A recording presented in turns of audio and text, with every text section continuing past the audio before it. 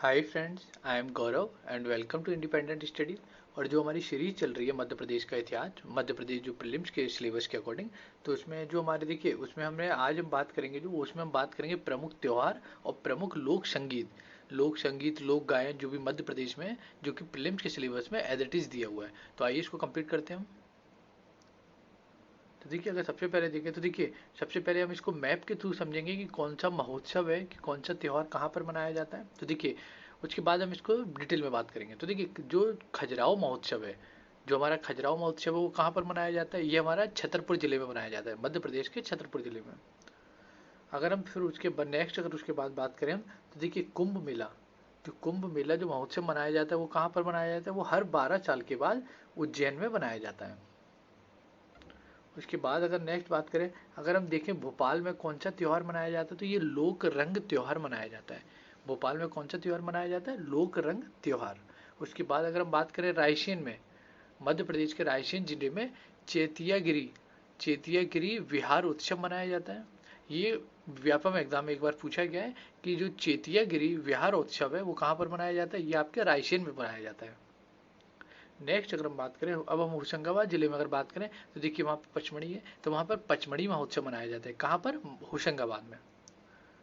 उसके बाद अगर हम बात करें, एक त्योहार है हरेली त्योहार। ये क्या है कि एमपीएसआई में क्वेश्चन पूछा गया था, इसलिए मैंने इसमें डाला है हरेली त्योहार। तो ये कहाँ पर मनाया जाता है, ये दक्षिण मध्य प्रदेश के दक्षिण पूर्वी क्षेत्र में मनाया जाता है। मेनली इसको गौंड जनजाति के द्वारा मनाया जाता है। जो हमारी ट्राइब है, गौंड ट्राइब है, उसके द्वारा मनाया जाता है हरेली त्योहार। नेक्स्ट अगर हम बात करें तो ये देखिए यहाँ पर मोस्ट इंपॉर्टेंट क्वेश्चन जो कि प्रीलिम्स एमपीपीएससी प्रीलिम्स में, एमपीपीएससी मेंस में 3 मार्कर में, और आपका एमपीएसआई में ये क्वेश्चन पूछा गया है कि भगोरिया जो हाट त्यौहार है, भगोरिया त्यौहार है वो कहाँ पर मनाया जाता है। तो भगोरिया हाट आपका निवाड़ क्षेत्र में मनाया जाता है। मध्य प्रदेश का मोस्ट इंपॉर्टेंट क्वेश्चन है, निमाड़ क्षेत्र में। भगोरिया हाट कहाँ पर मनाया जाता है, निमाड़ क्षेत्र, मध्य प्रदेश के निमाड़ क्षेत्र में। खंडवा, खरगोन, धार, होशंगाबाद, वो खंडवा, खरगोन, धार, बड़वानी, ये बुरहानपुर, इधर वाले एरिया में पूरे निवाड़ क्षेत्र में मनाया जाता है ये मेनली। अगर हम इंदौर में बात करें तो देखिए अगर हम इंदौर में देखें तो इंदौर में हमारा कौन सा महोत्सव बनता है, ये इंदौर में हमारा मालवा महोत्सव। इंदौर में हमारा इंदौर में हमारा कौन सा महोत्सव मनाया जाता है, इंदौर में हमारा मालवा महोत्सव मनाया जाता है, जो कि इंदौर और धार दो जिलों में मनाया जाता है। मध्य प्रदेश के इंदौर और धार जिले में मालवा महोत्सव। तो आइए अब इनको हम डिटेल में पढ़ते हैं। तो देखिए अगर हम बात करें खजुराहो नृत्य की, देखिए खजुराहो नृत्य समारोह की अगर हम बात करें पहले, तो खजुराहो नृत्य समारोह पहली चीज देखिए ये आपको 3 मार्कर में भी कंप्लीट हो जाएगा, एमपीपीएससी जो मेंस में है 3 मार्कर में, और आपका प्रीलिम्स के बेस्ड पे भी।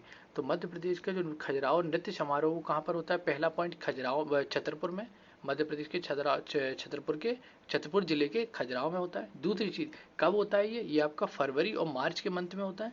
तीसरी चीज, और ये किसके लिए होता है, क्या होता है यहाँ पे नृत्य और कलाओं का प्रदर्शन होता है खजुराहो महोत्सव में।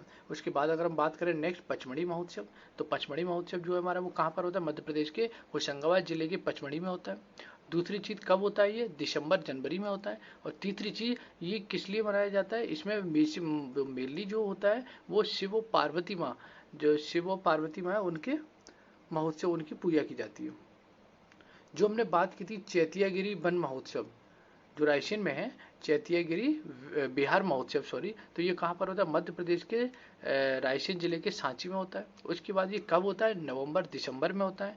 और ये मेनली ये किस पे वो रहता है, ये केंद्रित रहता है, तो बुद्ध शिष्यों के अवशेषों को देखना, मतलब उनको देखने के लिए जो श्रद्धालु आते हैं, एक उनका एक महोत्सव होता है ये बुद्ध शिष्यों को अवशेषों को देखने के लिए, जो हमारे सांची में बुद्ध स्तूप है उसको। नेक्स्ट अगर हम बात करें तो ये है दशहरा महोत्सव, जो कि संपूर्ण मध्य प्रदेश में मनाया जाता है ये। और ये कब मनाया जाता है, ये दीपावली पे मनाया जाता है, दिवाली के टाइम में अक्टूबर नवंबर के क्षेत्र में दिनों में बनाया जाता है। और ये क्या क्यों बनाया जाता है, ये बुराई पर अच्छाई की जीत के उपलक्ष्य में मनाया जाता है दशहरा महोत्सव।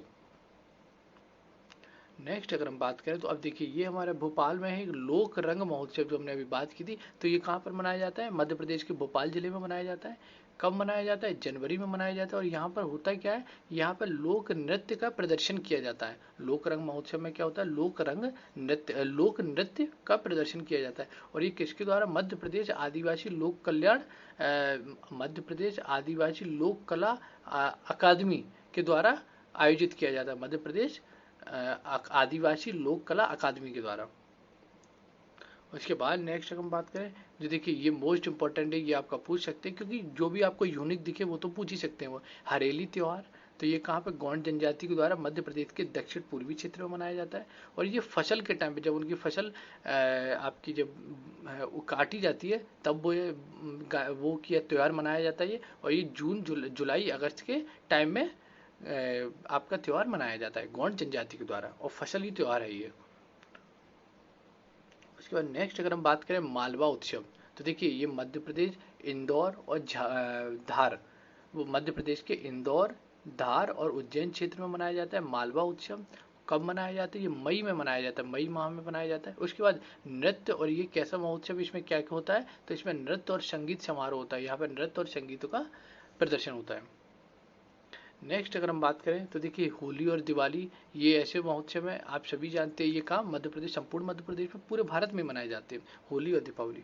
उसके बाद मोस्ट इंपॉर्टेंट जो मैं कहूँगा भगोरिया हाट, मोस्ट इंपॉर्टेंट भगोरिया हाट जो उत्सव है वो पहली चीज प्रेम का त्योहार है ये। दूसरी चीज ये कब मनाया जाता है? होली से पहले मनाया जाता है। और कहाँ पर? मेनली कहाँ? देखिए निमाड़ क्षेत्र में, खरगोन, झाबुआ, खंडवा, धार एरिया में मनाया जाता है। तो भगोरिया हाट और भील जनजाति के द्वारा मेनली भील जनजाति के द्वारा मनाया जाता है भगोरिया हाट। उसके बाद है आपका कुंभ मेला उत्सव, जो कि हर 12 साल बाद होता है ये। तो ये अभी ये कहाँ पर होता है? मध्य प्रदेश के उज्जैन जिले में होता है। दूसरी चीज 12 साल बाद होता है। रिसेंटली कब हुआ था? ये 2016 में हुआ था। और पूरा 1 महीने तक ये चलता है, पूरा 1 महीने तक चलता है। ये धार्मिक उत्सव है ये मध्य प्रदेश का। उसके बाद नेक्स्ट अगर हम बात करें तो अब हम बात करेंगे मध्य प्रदेश के प्रमुख घराने। देखिए जो संगीत गायन का था उसमें हम बात करते हैं तो मध्य प्रदेश के प्रमुख घराने एवं संगीत की बात करते हैं।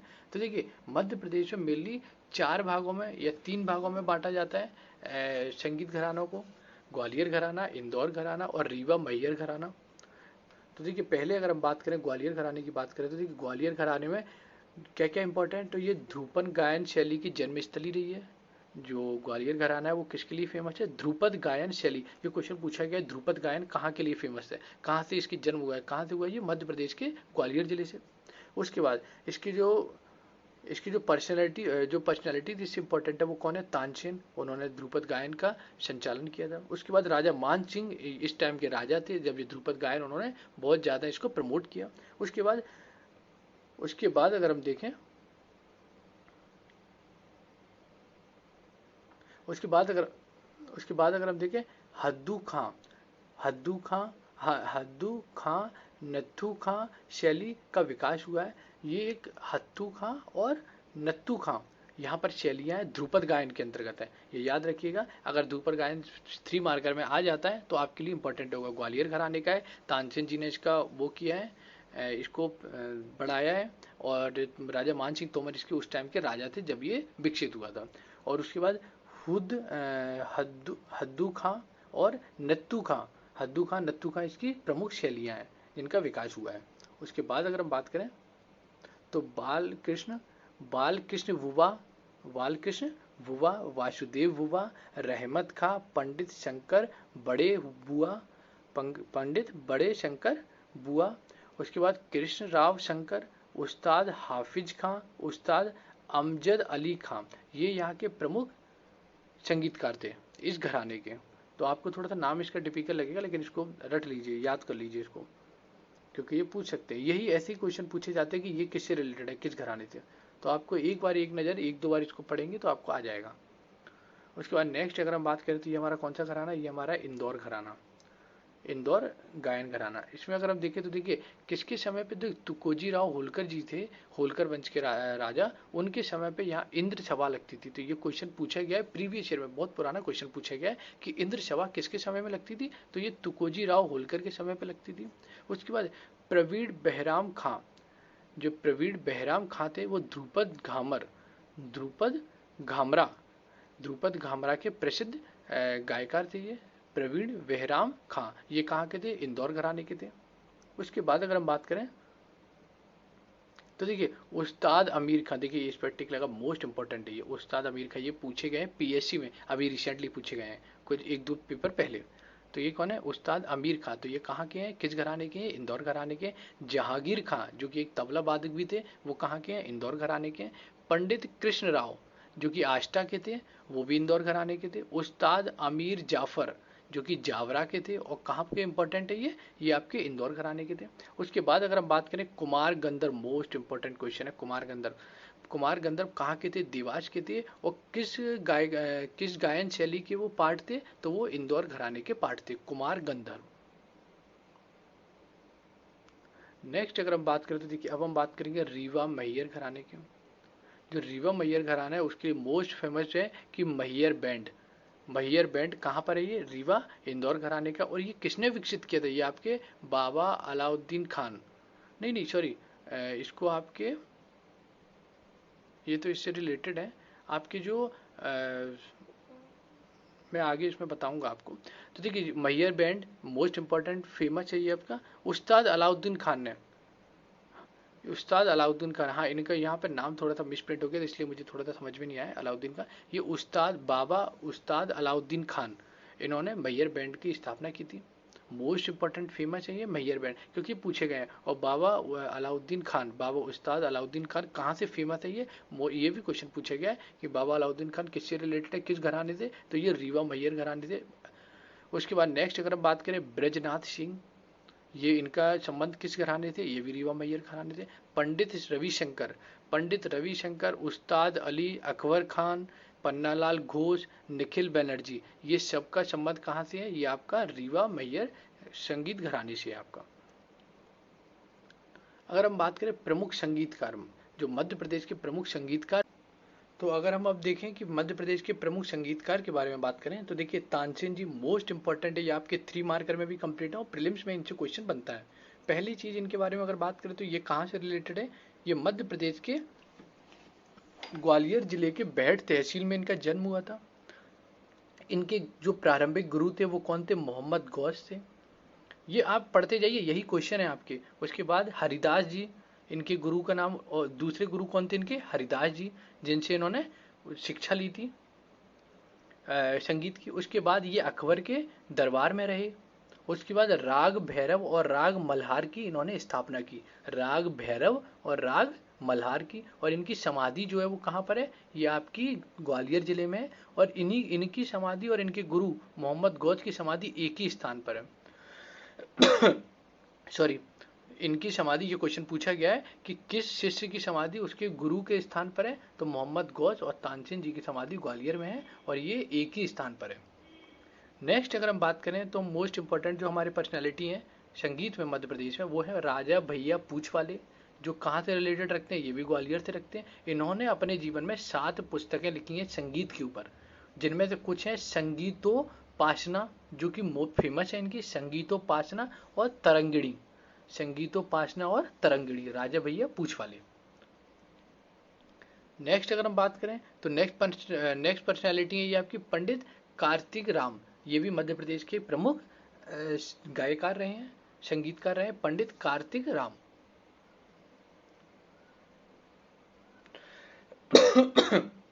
सॉरी। नेक्स्ट अगर हम बात करें तो ये है आपके उस्ताद आमिर खान, मोस्ट इंपॉर्टेंट है ये प्रीलिम्स में क्वेश्चन पूछा गया, एमपीपीएससी में डायरेक्ट क्वेश्चन पूछा गया कि आमिर खान जी है वो उनका संबंध किस घराने से? तो ये इंदौर घराने से, याद रखिएगा। तो उस्ताद आमिर खान है वो कहाँ के? इंदौर घराने के थे। उसके बाद बैजू बावरा, झनक जनक जनक पायल बाजे, इनके प्रमुख संगीत थे ये। बैजू बावरा, जनक जनक पायल बाजे, मंद मंद गायन, इनकी देन है ये। ये पूछे गए क्वेश्चन डायरेक्ट। याद रखिएगा, बैजू बावरा, जनक जनक पायल बाजे और मंद मंद गायन, ये उस्ताद आमिर खान की रचनाएं हैं, उनके संगीत हैं। उसके बाद अगर हम बात करें कुमार गंधर्व, ये भी मोस्ट इंपॉर्टेंट, ये पूछे गए प्रीवियस ईयर में। कुमार गंधर्व इन्होंने क्या किया? कबीर के भजनों को गाया है, और लेकिन कबीर के भजनों को गाया है इन्होंने, लेकिन उसके बाद नई शैली का उपयोग करके नई शैली में गाया है। कबीर के भजनों को नई शैली में गाया है कुमार गंधर्व ने। राजा चक्रधर सिंह। देखिए राजा चक्रधर सिंह राजा जी थे ये, लेकिन इनका संगीत से बहुत मन था, तो ये रायगढ़ के राजा थे। और कथक घराना इनके ये कहाँ पे करते थे संगीत? कथक घराना इनके टाइम पे बहुत फेमस था और बहुत इंपॉर्टेंट था, राजा चक्रधर सिंह। नेक्स्ट अगर हम बात करें तो ये देखिए, ये आ गए उस्ताद अलाउद्दीन खान, जो वहाँ पे बाबा अलाउद्दीन खान लिखे थे, तो ये बाबा उस्ताद अलाउद्दीन खान है। ये कहाँ से? इन्होंने मैयर बैंड का, जो मैयर बैंड था उसकी स्थापना की थी। मोस्ट इंपॉर्टेंट पर्सनैलिटी, ये क्वेश्चन पूछा गया है आपका प्रीवियस ईयर में कि उस्ताद अलाउद्दीन खान है वो मध्य प्रदेश के किस क्षेत्र से संबंध रखते हैं? तो ये मैयर क्षेत्र के हैं। उसके बाद नेक्स्ट अगर हम बात करें तो ये देखिए लाफिज, ये हैं आपके हाफिज, हाफिज अली खान। ये एक सरोद वादक थे और ये कहाँ के हैं? ये ग्वालियर के हैं। और इनकी जो जोड़ीदार थे, जो जिनके साथ ये इनकी जोड़ी जो फेमस थी, तो हाफिज खान अली की और मृदगांगचर परवर्त सिंह। मृद मृदगाचार्य परवत सिंह और हाफिज अली खान की बहुत ही फेमस जोड़ी थी। तो ये इनकी जोड़ी से क्वेश्चन पूछा जाता है कि हाफिज अली खान की प्रसिद्ध जोड़ीकार थे वो कौन थे? तो ये कौन थे? मृदगाचार्य परवत सिंह। नेक्स्ट अगर हम बात करें तो ये हमारे शंकर राव पंडित। ये कौन थे? ख्याली गायन के थे। ये कौन से गायन के थे? ख्याली गायन के। पंडित शंकर राव पंडित। उसके बाद आपके हैं पंडित कृष्ण राव, जो कि ग्वालियर घराने के थे। और संगीत प्रवेश और सरगम सार इनकी रचनाएं हैं, मतलब संगीत रचनाएं हैं, संगीत प्रवेश और सरगम सार। तो फ्रेंड्स, और उसके बाद अगर देखिए, उसके बाद अगर हम बात करें मध्य प्रदेश में लोक गायन, जो ये हमारे गायन कंप्लीट हुए, उसके बाद हम बात करेंगे मध्य प्रदेश के लोक गायन। तो मध्य प्रदेश में कौन कौन से लोक गायन है? तो देखिए इसको हम 4 क्षेत्रों में बांट के पढ़ते हैं। उत्तर का क्षेत्र जो कि बुंदेलखंड, पश्चिमी क्षेत्र मालवा, पूर्वी क्षेत्र बघेलखंड और दक्षिणी क्षेत्र निमाड़ क्षेत्र, जो कि मोस्ट फेमस है। इनसे क्वेश्चन आपका एक ना एक क्वेश्चन, जो कहते हैं ना एमपी मिसलेनियस, वो यही होता है एमपी मिसलेनियस। तो आइए इसको पढ़ते हैं हम। तो देखिए उत्तर के अगर बुंदेलखंड का प्रदेश और आपका जो मध्य भारत का प्रदेश है, अगर उसमें देखें तो देखिए ऐसे पहले इनको हम मैप के थ्रू समझते हैं। मध्य प्रदेश के प्रमुख लोक गायन है, तो यहाँ से आपको एक बार आसानी होगी समझने में। अगर आप इसको देखिए तो अगर हम देखें कि मध्य क्षेत्र और बुंदेलखंड क्षेत्र में कौन कौन से लोक गायन फेमस हैं, तो देखिए मोस्ट इंपॉर्टेंट सबसे पहला आल्हा गायन, मोस्ट इंपॉर्टेंट है ये आपका। आल्हा खंड किसने स्टेब्लिश किया है? वो आल्हा खंड किसने गाया है? जगनिक के द्वारा गाया गया है। और आल्हा गायन किस क्षेत्र में? बुंदेलखंड और मध्य भारत क्षेत्र में। बहुत मोस्ट इंपॉर्टेंट फेमस है ये आपका बुंदेलखंड का आल्हा गायन मोस्ट फेमस है। उसके बाद हरदौल की मनौती, फाग गायन, आल्हा गायन, हरदौल की मनौती, फाग गायन, बेरायट गायन और देवरी गायन। ये कहाँ के हैं आपके? ये आपके बुंदेलखंड क्षेत्र के फेमस गायन हैं। उसके बाद अगर हम बघेलखंड की बात करें, बघेलखंड में आपके कौन कौन से गायन फेमस हैं? तो ये है वसुदेवा गायन, विदेशिया गायन, पंडवानी गायन, विरहा गायन और गोदूल पाठ आपके ही वहाँ के फेमस गायन है बघेलखंड क्षेत्र के। अगर हम निमाड़ क्षेत्र की बात करें, निमाड़ क्षेत्र के प्रमुख इंपॉर्टेंट जो गायन है वो कौन कौन थे? कलगी तुर्रा मोस्ट फेमस है, ये मोस्ट फेमस कलगी तुर्रा। संत सिंगा जी, देखिए संत सिंगा जी निमाड़ क्षेत्र के थे, तो उनके गायन। उसके बाद गरवा गरवी, और उसके बाद मशांडा जो है वो भी निमाड़ क्षेत्र का है। तो कौन कौन थे ये? कलगी तुर्रा, संत सिंगाजी, गरवा गरवी और मशांडा। उसके बाद नेक्स्ट अगर हम बात करें तो ये हमारे मालवा क्षेत्र के आ जाते हैं। तो मालवा क्षेत्र में कौन कौन से? भरथरी गायन मोस्ट इंपॉर्टेंट है ये, भरथरी गायन, सांजा और सांझा गीत, हीड गायन, वर्षाती गायन, निर्गड़िया गायन और रेलो गीत। ये मध्य प्रदेश के मालवा क्षेत्र के प्रमुख गायन है। कौन कौन से? भरथरी गायन, संजा या सांझा गायन, हीड गायन, बरसाती गायन, निर्गड़िया गायन और रेलो गीत। अब आइए इनको हम डिटेल में पढ़ते हैं। तो देखिए अगर हमने जो बुंदेलखंड क्षेत्र में पढ़े थे, बुंदेलखंड के क्षेत्र और मध्य भारत के क्षेत्र में जो फैले हुए हैं वो कौन, आल्हा गायन है। ये क्या है, आल्हा गायन मध्य प्रदेश के, ये इंपॉर्टेंट है आपका। ये क्वेश्चन आपको 3 मार्कर में भी पूछ सकते हो, प्रीलिम्स में भी पूछ सकते हैं। आल्हा गायन कहाँ पे गाया जाता है, किस क्षेत्र में, तो ये आपके बुंदेलखंड क्षेत्र में गाया जाता है। उसके बाद ये वीर रस प्रधान है। कैसा है ये, वीर रस प्रधान, वीर रस प्रधान है ये। उसके बाद ये वर्षात, बरसात के समय पे गाया जाता है। किसके, वर्षात के समय पे, बुंदेलखंड क्षेत्र। उसके बाद है फाग गायन। फाग गायन जो बुंदेलखंड के क्षेत्र में होता है वो आपका होली के समय पे गाया जाता है। उसके बाद है आपका हरदौल की मनौती। देखिए हमने जो एमपी का इतिहास पढ़ा था उसमें मैंने आपको इनके बारे में बताया भी था कि हरदौल की मनौती इन्होंने कितना बड़ा त्याग दिया था अपना। उसके बाद बैरायट गायन, बैरायट गायन और देवरी गायन, ये मध्य प्रदेश के बुंदेलखंड रीजन के इंपॉर्टेंट आपके गायन थे। उसके बाद अगर हम बात करें, अब हम करते हैं मालवा के अगर गायन की इंपॉर्टेंट की बात करें तो देखिए भरथरी गायन, मध्य प्रदेश का मालवा क्षेत्र का ये फेमस जो गायन है वो कौन सा है, भरथरी गायन। और ये नाथ संप्रदाय के द्वारा गाया जाता है, नाथ संप्रदाय के द्वारा। उसके बाद सांझा गीत जो कि किशोरियों द्वारा, जो किशोरियां होती हैं उनके द्वारा ये गाया जाता है, सांझा गीत मालवा क्षेत्र में। हीड़ गायन, ये भी मालवा क्षेत्र का है। वर्षाती गायन, निर्गुड़िया गायन और रेलो गीत, ये सब मध्य प्रदेश के मालवा क्षेत्र के प्रमुख गायन हैं। तो ये प्रीलिम्स में डायरेक्ट पूछ सकते हैं कि ये कहाँ के हैं। उसके बाद अगर हम बात करें तो ये हमारे पूर्वी क्षेत्र के बघेलखंड के। तो बघेलखंड के कौन कौन से, वसुदेव या वसुदेवा, वसुदेव गायन जो है, वसुदेवा जो गायन है वो वसुदेवा जाति के द्वारा गाया जाता है। वसुदेवा गायन कहाँ पर है, ये मध्य प्रदेश के बघेलखंड क्षेत्र में है। और किसके द्वारा गाया जाता है, ये वसुदेवा जाति के द्वारा। फिर है आपका विदेशिया गायन जो कि आपका कोटवार, गडरिया आदि जातियों के साथ, जातियों के द्वारा गाया जाता है। विदेशीय गायन किसके द्वारा, कोटवार, गडरिया आदि जातियों के द्वारा।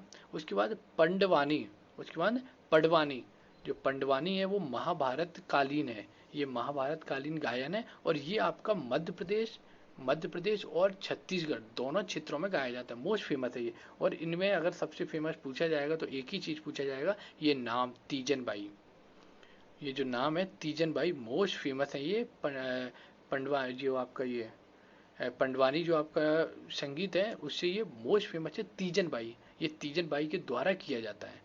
तो ये बहुत ज़्यादा फेमस है तीजन बाई, इनका नाम जरूर याद रखिए। तीजन बाई किससे रिलेटेड है, ये आपके पंडवानी गायन से रिलेटेड है। उसके बाद अगर हम बात करें तो विरहा गायन और गोदुल गायन, कौन से, विरहा गायन और गोदुल गायन।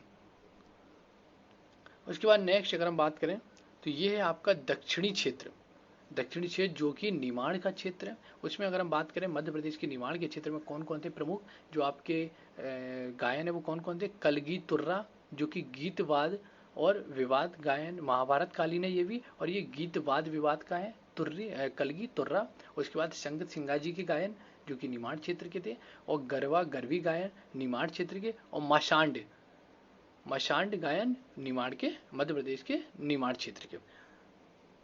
तो फ्रेंड्स ये हमारे आज के जो हमारे इंपॉर्टेंट गायन थे, मध्य प्रदेश के गायन और मध्य प्रदेश के जितने भी आपके वो थे वो हमने कंप्लीट किए। तो आज हमने मध्य प्रदेश के प्रमुख त्योहार, मध्य प्रदेश के लोक संगीत और मध्य प्रदेश के संगीतकार ये हमने कंप्लीट किए अपने प्रीलिम्स बेस पे। ये आपका कंप्लीट हो चुका है। अब आप इसके थ्रू क्वेश्चन जाके लगाइए, प्रीवियस ईयर क्वेश्चन उठाइए, इनमें से देखिए नोट्स को जांच करने का कि नोट्स सबसे परफेक्ट है या नहीं है, सिर्फ एक ही माध्यम है, आप उनको लो नोट्स को और अपने जो प्रीवियस ईयर में क्वेश्चन आए हुए हैं या जो आपके अकॉर्डिंग सिलेबस के अकॉर्डिंग है उनमें चेक कीजिए कि हाँ उससे रिलेटेड आया है या नहीं आया है। तो देखिए 100% तो मैं भी नहीं कह सकता कि 100% हमारे नोट्स में थे, चाहे वो हिस्ट्री के हो, चाहे वो आपकी ज्योग्राफी इंडियन हिस्ट्री चल रही है, इंडियन ज्योग्राफी चल रही है, कि मेरे द्वारा जो एमपी कराया जा रहा है कि 100% मेरा ही आएगा, कि 100% मेरे ही नोट से आएगा। तो ये चीज़ तो मैं आपको श्योरिटी नहीं कर सकता हूँ, लेकिन ये चीज़ है कि आपका इतना जितना सिलेक्शन चाहिए 70 to 80% जितने सिलेक्शन के लिए मार्क्स चाहिए उतना हमारे नोट्स में से 100% आ जाएगा। समझ गए आप कि जितना नोट्स चाहिए उतना आपके में जितने में आपका सिलेक्शन हो जाएगा उतना हमारे लिए मोर देन सफिशिएंट है। और किसी भी एग्जाम को क्लियर करने के लिए सिर्फ एक चीज़ चाहिए, आपका ऑब्जेक्टिव क्वेश्चंस।